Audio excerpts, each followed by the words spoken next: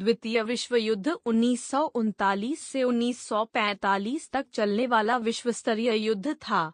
लगभग 70 देशों की थल जल वायु सेनाएं इस युद्ध में सम्मिलित थीं। इस युद्ध में विश्व दो भागों में बटा हुआ था, मित्र राष्ट्र और धुरी राष्ट्र। इस युद्ध के दौरान पूर्ण युद्ध का मनोभाव प्रचलन में आया क्योंकि इस युद्ध में लिप्त सारी महाशक्तियों ने अपनी आर्थिक, औद्योगिक तथा वैज्ञानिक क्षमता इस युद्ध में झोंक दी थी। इस युद्ध में विभिन्न राष्ट्रों के लगभग 10 करोड़ सैनिकों ने हिस्सा लिया तथा यह मानव इतिहास का सबसे ज्यादा घातक युद्ध साबित हुआ। इस महायुद्ध में 5 से 7 करोड़ व्यक्तियों की जानें गईं क्योंकि इसके महत्वपूर्ण घटनाक्रम में असैनिक नागरिकों का नरसंहार, जिसमें हॉलोकॉस्ट भी शामिल है, तथा परमाणु हथियारों का एकमात्र इस्तेमाल शामिल है, जिसकी वजह से युद्ध के अंत में मित्र राष्ट्रों की जीत हुई। डंडा इसी कारण यह मानव इतिहास का सबसे भयंकर युद्ध था। हालांकि जापान चीन से सन 1937 ईस्वी से युद्ध की अवस्था में था, किंतु अमूमन दूसरे विश्व युद्ध की शुरुआत 1 सितंबर 1939 में जानी जाती है, जब जर्मनी ने पोलैंड पर हमला बोला और उसके बाद जब फ्रांस ने जर्मनी पर युद्ध की घोषणा कर दी तथा इंग्लैंड और अन्य राष्ट्रमंडल देशों ने भी इसका अनुमोदन किया। जर्मनी ने 1939 में यूरोप में एक बड़ा साम्राज्य बनाने के उद्देश्य से पोलैंड पर हमला बोल दिया। 1939 के अंत से 1941 की शुरुआत तक अभियान तथा संधि की एक श्रृंखला में जर्मनी ने महाद्वीपीय यूरोप का बड़ा भाग या तो अपने अधीन कर लिया था या उसे जीत लिया था। नात्सी सोवियत समझौते के तहत सोवियत रूस अपने 6 पड़ोसी मुल्कों, जिसमें पोलैंड भी शामिल था, पर काबिज हो गया। फ्रांस की हार के बाद यूनाइटेड किंगडम और अन्य राष्ट्रमंडल देश ही धुरी राष्ट्रों से संघर्ष कर रहे थे, जिसमें उत्तरी अफ्रीका की लड़ाइयां तथा लंबी चली अटलांटिक की लड़ाई शामिल थे। जून 1941 में यूरोपीय धुरी राष्ट्रों ने सोवियत संघ पर हमला बोल दिया और इसने मानव इतिहास में जमीनी युद्ध के सबसे बड़े रणक्षेत्र को जन्म दिया। दिसंबर 1941 को जापानी साम्राज्य भी धुरी राष्ट्रों की तरफ से इस युद्ध में कूद गया। दरअसल जापान का उद्देश्य पूर्वी एशिया तथा इंडो चाइना में अपना प्रभुत्व स्थापित करने का था। उसने प्रशांत महासागर में यूरोपीय देशों के आधिपत्य वाले क्षेत्रों तथा संयुक्त राज्य अमेरिका के पर्ल हार्बर पर हमला बोल दिया और जल्द ही पश्चिमी प्रशांत पर कब्जा बना लिया। सन 1942 में आगे बढ़ती धुरी सेना पर लगाम तब लगी जब पहले तो जापान सिलसिलेवार कई नौसैनिक झड़पें हारा, यूरोपीय धुरी ताकतें उत्तरी अफ्रीका में हारीं और निर्णायक मोड़ तब आया जब उनको स्टालिनग्राड में हार का मुंह देखना पड़ा। सन 1943 में जर्मनी पूर्वी यूरोप में कई झड़पें हारा, इटली में मित्र राष्ट्रों ने आक्रमण बोल दिया तथा अमेरिका ने प्रशांत महासागर में जीत दर्ज करनी शुरू कर दी, जिसके कारणवश धुरी राष्ट्रों को सारे मोर्चों पर सामरिक दृष्टि से पीछे हटने की रणनीति अपनाने को मजबूर होना पड़ा। सन 1944 में जहां एक और पश्चिमी मित्र देशों ने जर्मनी द्वारा कब्जा किए हुए फ्रांस पर आक्रमण किया, वहीं दूसरी ओर से सोवियत संघ ने अपनी खोई हुई जमीन वापस छीनने के बाद जर्मनी तथा उसके सहयोगी राष्ट्रों पर हमला बोल दिया। सन 1945 के अप्रैल-मई में सोवियत और पोलैंड की सेनाओं ने बर्लिन पर कब्जा कर लिया और यूरोप में दूसरे विश्व युद्ध का अंत 8 मई 1945 को तब हुआ जब जर्मनी ने बिना शर्त आत्मसमर्पण कर दिया। सन 1944 और 1945 के दौरान अमेरिका ने कई जगहों पर जापानी नौसेना को शिकस्त दी और पश्चिमी प्रशांत के कई द्वीपों में अपना कब्जा बना लिया। जब जापानी द्वीप समूह पर आक्रमण करने का समय करीब आया तो अमेरिका ने जापान में 2 परमाणु बम गिरा दिए। 15 अगस्त 1945 को एशिया में भी दूसरा विश्व युद्ध समाप्त हो गया जब जापानी साम्राज्य ने आत्मसमर्पण करना स्वीकार कर लिया। यूरोप। प्रथम विश्व युद्ध में केंद्रीय शक्तियों ऑस्ट्रिया हंगरी, जर्मनी, बुल्गारिया और ऑटोमन साम्राज्य सहित की हार के साथ और रूस में 1917 में बोल्शेविक द्वारा सत्ता की जब्ती, सोवियत संघ का जन्म ने यूरोपीय राजनीतिक मानचित्र को मौलिक रूप से बदल दिया था। इस बीच फ्रांस, बेल्जियम, इटली, ग्रीस और रोमानिया जैसे विश्व युद्ध के विजयी मित्र राष्ट्रों ने कई नए क्षेत्र प्राप्त कर लिए और ऑस्ट्रिया हंगरी और ऑटोमन और रूसी साम्राज्यों के पतन से कई नए राष्ट्र राज्य बनकर बाहर आए। भविष्य के विश्व युद्ध को रोकने के लिए 1919 पेरिस शांति सम्मेलन के दौरान राष्ट्र संघ का निर्माण हुआ। संगठन का प्राथमिक लक्ष्य सामूहिक सुरक्षा के माध्यम से सशस्त्र संघर्ष को रोकने, सैन्य और नौसैनिक निरस्त्रीकरण और शांतिपूर्ण वार्ता और मध्यस्थता के माध्यम से अंतर्राष्ट्रीय विवादों को निपटना था। पहले विश्व युद्ध के बाद एक शांतिवादी भावना के बावजूद कई यूरोपीय देशों में जातीयता और क्रांतिवादी राष्ट्रवाद पैदा हुआ। इन भावनाओं को विशेष रूप से जर्मनी में ज्यादा प्रभाव पड़ा क्योंकि वर्साय की संधि के कारण इसे कई महत्वपूर्ण क्षेत्रों और औपनिवेशिक होना और वित्तीय नुकसान झेलना पड़ा था। संधि के तहत जर्मनी को अपने घरेलू क्षेत्र का 13% सहित कब्जे की हुई बहुत सारी जमीन छोड़नी पड़ी। वहीं उसे किसी दूसरे देश पर आक्रमण नहीं करने की शर्त माननी पड़ी, अपनी सेना को सीमित करना पड़ा और उसको पहले विश्व युद्ध में हुए नुकसान की भरपाई के रूप में दूसरे देशों को भुगतान करना पड़ा।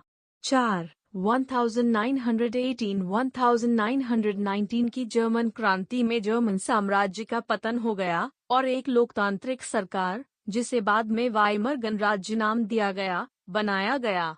इस बीच की अवधि में नए गणराज्य के समर्थकों और दक्षिण और वामपंथियों के बीच संघर्ष होता रहा। इटली को समझौते के तहत युद्ध के बाद कुछ क्षेत्रीय लाभ प्राप्त तो हुआ, लेकिन इतालवी राष्ट्रवादियों को लगता था कि ब्रिटेन और फ्रांस ने शांति समझौते में किए गए वादों को पूरा नहीं किया, जिसके कारण उनमें रोष था। 1922 से 1925 तक बेनिटो मुसोलिनी की अगुवाई वाली फैशिस्ट आंदोलन ने इस बात का फायदा उठाया और एक राष्ट्रवादी भावना के साथ इटली की सत्ता में कब्जा जमा लिया। इसके बाद वहां अधिनायकवादी और वर्ग सहयोगात्मक कार्यावली अपनाई गई, जिससे वहां की प्रतिनिधि लोकतंत्र खत्म हो गई। इसके साथ ही समाजवादियों, वामपंथियों और उदारवादी ताकतों के दमन और इटली को एक विश्व शक्ति बनाने के उद्देश्य से एक आक्रामक विस्तारवादी विदेशी नीति का पालन के साथ एक नए रोमन साम्राज्य के निर्माण का वादा किया गया। Adolf Hitler archived 29 March 2023 at the Wayback machine. 1923 में जर्मन सरकार को उखाड़ने के असफल प्रयास के बाद अंततः 1933 में जर्मनी का कुलाधिपति बन गया। उसने लोकतंत्र को खत्म कर और वहां एक कट्टरपंथी नस्लीय प्रेरित आंदोलन का समर्थन किया और तुरंत ही उसने जर्मनी को वापस एक शक्तिशाली सैन्य ताकत के रूप में प्रदर्शित करना शुरू कर दिया। यह वह समय था जब राजनीतिक वैज्ञानिकों ने यह अनुमान लगाया कि एक दूसरा महान युद्ध हो सकता है। 7 इस बीच फ्रांस अपने गठबंधन को सुरक्षित करने के लिए इथियोपिया में इटली के औपनिवेशिक कब्जे पर कोई प्रतिक्रिया नहीं की। जर्मनी ने इस आक्रमण को वैध माना, जिसके कारण इटली ने जर्मनी को ऑस्ट्रिया पर कब्जा करने के मंशा को हरी झंडी दे दी। उसी साल स्पेन में गृह युद्ध चालू हुआ तो जर्मनी और इटली ने वहां की राष्ट्रवादी ताकत का समर्थन किया जो सोवियत संघ की सहायता वाली स्पेनिश गणराज्य के खिलाफ थी। नए हथियारों के परीक्षण के बीच में राष्ट्रवादी ताकतों ने 1939 में युद्ध जीत लिया। स्थिति 1935 की शुरुआत में बढ़ गई जब सार बेसिन के क्षेत्र को जर्मनी ने कानूनी रूप से अपने में पुनः मिला लिया। इसके साथ ही हिटलर ने वर्साइल की संधि को अस्वीकार कर अपने पुनः हथियारबंद होने के कार्यक्रम को चालू कर दिया और देश में अनिवार्य सैनिक सेवा आरंभ कर दी। 8 जर्मनी को सीमित करने के लिए यूनाइटेड किंगडम, फ्रांस और इटली ने अप्रैल 1935 में स्ट्रेस फ्रंट का गठन किया। हालांकि उसी साल जून में यूनाइटेड किंगडम ने जर्मनी के साथ एक स्वतंत्र नौसैनिक समझौता किया, जिसमें उस पर लगाए पूर्व प्रतिबंधों को खत्म कर दिया। पूर्वी यूरोप के विशाल क्षेत्रों पर कब्जा करने के जर्मनी के लक्ष्यों को भांप सोवियत संघ ने फ्रांस के साथ एक आपसी सहयोग संधि की। हालांकि प्रभावी होने से पहले फ्रांस सोवियत समझौते को राष्ट्रसंघ की नौकरशाही से गुजरना आवश्यक था, जिससे इसकी उपयोगिता खत्म हो जाती। 9 संयुक्त राज्य अमेरिका यूरोप और एशिया में हो रहे घटनाओं से अपने दूर करने हेतु उसी साल अगस्त में एक तटस्थता अधिनियम पारित किया। 10 1936 में जब हिटलर ने रायनलैंड को दोबारा अपनी सेना का गढ़ बनाने की कोशिश की तो उस पर ज्यादा आपत्तियां नहीं उठाई गई। 11 अक्टूबर 1936 में जर्मनी और इटली ने रोम बर्लिन धुरी का गठन किया। एक महीने बाद जर्मनी और जापान ने साम्यवाद विरोधी करार पर हस्ताक्षर किए, जो चीन और सोवियत संघ के खिलाफ मिलकर काम करने के लिए था, जिसमें इटली अगले वर्ष में शामिल हो गया। चीन में कुओमिंतांग KMT पार्टी ने क्षेत्रीय जमींदारों के खिलाफ एकीकरण अभियान शुरू किया और 1920 के दशक के मध्य तक एक एकीकृत चीन का गठन किया, लेकिन जल्द यह इसके पूर्व चीनी कम्युनिस्ट पार्टी सहयोगियों और नए क्षेत्रीय सरदारों बीच गृह युद्ध में उलझ गया। 1931 में जापान अपनी सैन्यवादी साम्राज्य को तेजी से बढ़ा रहा था। वहां की सरकार पूरे एशिया में अधिकार जमाने के सपने देखने लगी और इसकी शुरुआत मुगदेन की घटना से हुई, जिसमें जापान ने मंचूरिया पर आक्रमण कर वहां मांचुकुओ की कठपुतली सरकार स्थापित कर दी। जापान का विरोध करने के लिए अक्षम चीन ने राष्ट्रसंघ से मदद के लिए अपील की। मांचुरिया में घुसपैठ के लिए निंदा किए जाने के बाद जापान ने राष्ट्रसंघ से अपना नाम वापस ले लिया। दोनों देशों ने फिर से शंघाई, रेहे और हेबे में कई लड़ाई लड़ी, जब तक कि 1933 में एक समझौते पर हस्ताक्षर नहीं किए गए। उसके बाद चीनी स्वयंसेवी दल ने मांचुरिया, चहर और सुयुआन में जापानी आक्रमण का प्रतिरोध जारी रखा। 1936 की शियान घटना के बाद कुओमिंतांग पार्टी और कम्युनिस्ट बलों ने युद्ध विराम पर सहमति जताकर जापान के विरोध के लिए एक संयुक्त मोर्चा का निर्माण किया। दूसरा इतालवी एबिसिनियन युद्ध एक संक्षिप्त औपनिवेशिक युद्ध था जो अक्टूबर 1935 में शुरू हुआ और मई 1936 में समाप्त हुआ। यह युद्ध इथियोपिया साम्राज्य, जिसे एबिसिनिया भी कहा जाता था, पर इतालवी राज्य के आक्रमण से शुरू हुआ, जो इतालवी सोमालीलैंड और इरिट्रिया की ओर से किया गया था। 12 युद्ध के परिणाम स्वरूप इथियोपिया पर इतालवी सैन्य कब्जा हो गया और यह इटली के अफ्रीकी औपनिवेशिक राज्य के रूप में शामिल हो गया। इसके अलावा शांति के लिए बनी राष्ट्रसंघ की कमजोरी खुलकर सामने आ गई। इटली और इथियोपिया दोनों सदस्य थे, लेकिन जब इटली ने लीग के अनुच्छेद 10 का उल्लंघन किया, फिर भी संघ ने कुछ नहीं किया। जर्मनी ही एकमात्र प्रमुख यूरोपीय राष्ट्र था जिसने इस आक्रमण का समर्थन किया था, ताकि वह जर्मनी के ऑस्ट्रिया पर कब्जे के मंसूबे का समर्थन कर दे। जुलाई 1937 में मार्को पोलो ब्रिज हादसे का बहाना लेकर जापान ने चीन पर हमला कर दिया और चीनी साम्राज्य की राजधानी बीजिंग पर कब्जा कर लिया। 13 सोवियत संघ ने चीन को युद्ध सामग्री की सहायता हेतु उसके साथ एक अनाक्रमण समझौते पर हस्ताक्षर किए, जिससे जर्मनी के साथ चीन के पूर्व सहयोग प्रभावी रूप से समाप्त हो गया।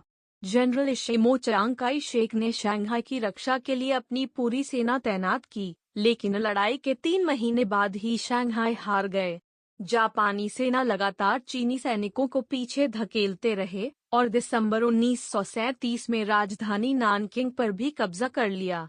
नानकिंग पर जापानी कब्जे के बाद लाखों की संख्या में चीनी नागरिकों और निहत्थे सैनिकों को मौत के घाट उतार दिया गया। 14-15 मार्च 1938 में राष्ट्रवादी चीनी बलों ने तैरजुआंग में अपनी पहली बड़ी जीत हासिल की, लेकिन फिर जुझाऊ शहर को मई में जापानी द्वारा कब्जा कर लिया गया। 16 जून 1938 में चीनी सेना ने पीली नदी में बाढ़ लाकर बढ़ते जापानियों को रोक दिया। इस पैंतरेबाजी से चीनियों को वुहान में अपनी सुरक्षा तैयार करने के लिए समय निकल गया। हालांकि शहर को अक्टूबर तक जापानियों ने कब्जा लिया। जापानी सैन्य जीतने चीनी प्रतिरोध को उतना ढहाने में कामयाब नहीं रहे जितना कि जापान उम्मीद करता था। बजाय इसके चीनी सरकार चोंगकिंग में स्थानांतरित हो गई और युद्ध जारी रखा। 1937 में चीन और जापान मार्को पोलो में आपस में लड़ रहे थे। उसी के बाद जापान ने चीन पर पूरी तरह से धावा बोल दिया। सोवियत संघ ने चीन तो अपना पूरा समर्थन दिया, लेकिन जापान सेना ने शंघाई से चीन की सेना को हराने शुरू किया और उनकी राजधानी बीजिंग पर कब्जा कर लिया। 1938 में चीन ने अपनी पीली नदी तो बाढ़ग्रस्त कर दिया और चीन को थोड़ा समय मिल गया संभाल लेने का, लेकिन फिर भी वो जापान को रोक नहीं पाए। इसी बीच सोवियत संघ और जापान के बीच में छोटा युद्ध हुआ, पर वो लोग अपनी सीमा पर ज्यादा व्यस्त हो गए। यूरोप में जर्मनी और इटली और ताकतवर होते जा रहे थे और 1938 में जर्मनी ने ऑस्ट्रिया पर हमला बोल दिया। फिर भी दूसरे यूरोपीय देशों ने इसका ज्यादा विरोध नहीं किया। इस बात से उत्साहित होकर हिटलर ने सदेतेनलैंड, जो कि चेकोस्लोवाकिया का पश्चिमी हिस्सा है और जहां जर्मन भाषा बोलने वालों की ज्यादा तादाद थी, वहां पर हमला बोल दिया। फ्रांस और इंग्लैंड ने इस बात को हल्के से लिया और जर्मनी से कहा कि जर्मनी उनसे वादा करे कि वो अब कहीं और हमला नहीं करेगा। लेकिन जर्मनी ने इस वादे को नहीं निभाया और उसने हंगरी से साथ मिलकर 1939 में पूरे चेकोस्लोवाकिया पर कब्जा कर लिया। दंजिग शहर, जो कि पहले विश्व युद्ध के बाद जर्मनी से अलग करके पोलैंड को दे दिया गया था और इसका संचालन देशों का संघ, अंग्रेजी लीग ऑफ नेशंस नामक विश्व स्तरीय संस्था कर रही थी, जो कि प्रथम विश्व युद्ध के बाद स्थापित हुए थी। इस देनजिंग शहर पर जब हिटलर ने कब्जा करने की सोची तो फ्रांस और जर्मनी पोलैंड को अपनी आज़ादी के लिए समर्थन देने को तैयार हो गए। और जब इटली ने अल्बानिया पर हमला बोला तो यही समर्थन रोमानिया और ग्रीस को भी दिया गया। सोवियत संघ ने भी फ्रांस और इंग्लैंड के साथ हाथ मिलाने की कोशिश की, लेकिन पश्चिमी देशों ने उसका साथ लेने से इनकार कर दिया क्योंकि उनको सोवियत संघ की मंशा और उसकी क्षमता पर शक था। फ्रांस और इंग्लैंड की पोलैंड को सहायता के बाद इटली और जर्मनी ने भी समझौता पैक्ट ऑफ स्टील किया कि वह पूरी तरह एक दूसरे के साथ है। सोवियत संघ यह समझ गया था कि फ्रांस और इंग्लैंड को उसका साथ पसंद नहीं और जर्मनी अगर उस पर हमला करेगा तो भी फ्रांस और इंग्लैंड उसके साथ नहीं होंगे, तो उसने जर्मनी के साथ मिलकर उस पर आक्रमण न करने का समझौता, नॉन अग्रेशन पैक्ट, पर हस्ताक्षर किए और खुफिया तौर पर पोलैंड और बाकी पूर्वी यूरोप को आपस में बांटने का ही करार शामिल था। सितंबर 1939 में सोवियत संघ ने जापान को अपनी सीमा से खदेड़ दिया और उसी समय जर्मनी ने पोलैंड पर हमला बोल दिया। फ्रांस, इंग्लैंड और राष्ट्रमंडल देशों ने भी जर्मनी के खिलाफ हमला बोल दिया, परंतु यह हमला बहुत बड़े पैमाने पर नहीं था। सिर्फ फ्रांस ने एक छोटा हमला सारलैंड पर किया, जो कि जर्मनी का एक राज्य था। सोवियत संघ के जापान के साथ युद्ध विराम के घोषणा के बाद खुद ही पोलैंड पर हमला बोल दिया।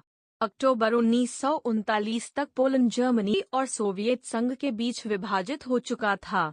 इसी दौरान जापान ने चीन के एक महत्वपूर्ण शहर चंगझा पर आक्रमण कर दिया, पर चीन ने उन्हें बाहर खड़ेड़ दिया। पोलैंड पर हमले के बाद सोवियत संघ ने अपनी सेना को बाल्टिक देशों लात्विया, एस्टोनिया, लिथुआनिया की तरफ मोड़ दी।